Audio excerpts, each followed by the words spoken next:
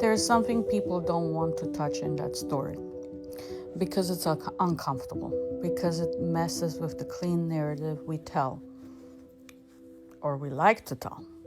But if you actually read it, if you actually sit in it, the foundation isn't as pure as people pretend it is. And that matters because foundations echo. Abraham didn't just have one son, he had two. One acknowledged, one pushed aside. And right there, you already have a fracture, already have a division baked into the origin. Not unity, not clarity, but tension. Favoritism, human interference in something that was supposed to be divine. And then you move forward.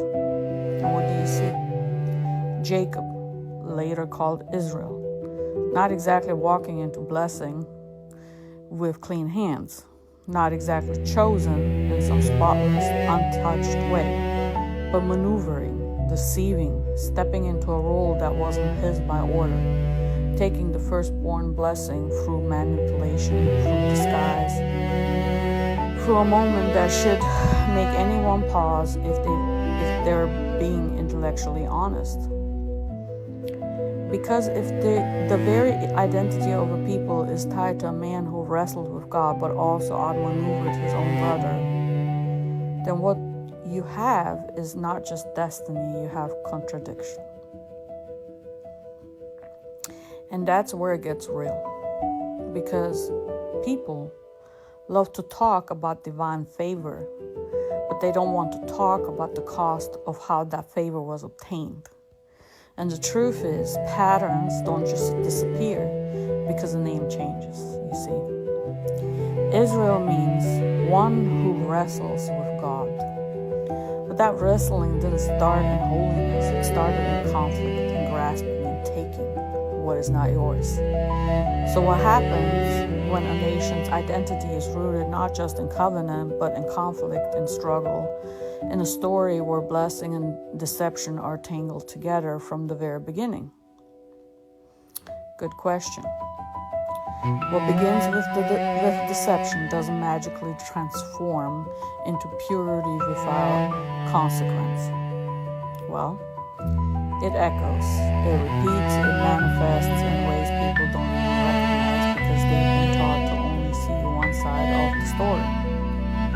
Generationally, psychologically, spiritually, if your origin story includes taking what wasn't yours through strategy instead of receiving it through truth, then you have to ask yourself, does that pattern ever really leave, or does it evolve?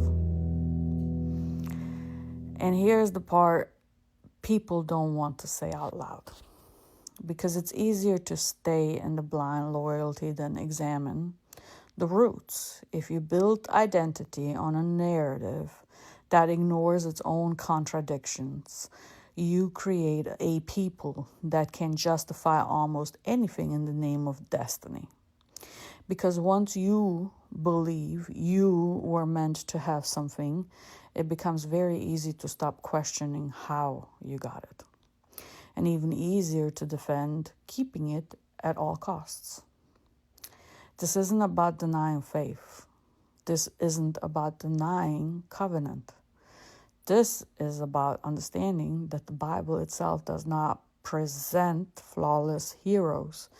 It presents flawed humans whose actions have consequences that ripple across generations. And if you ignore the deception at the beginning, you will never understand the tension that follows.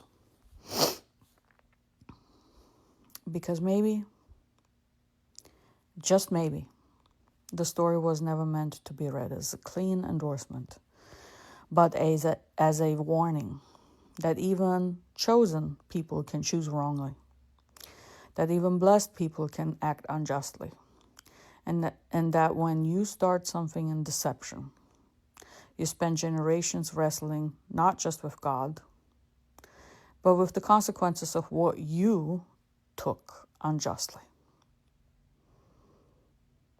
And that's the part nobody wants to sit with. It's the part that explains everything.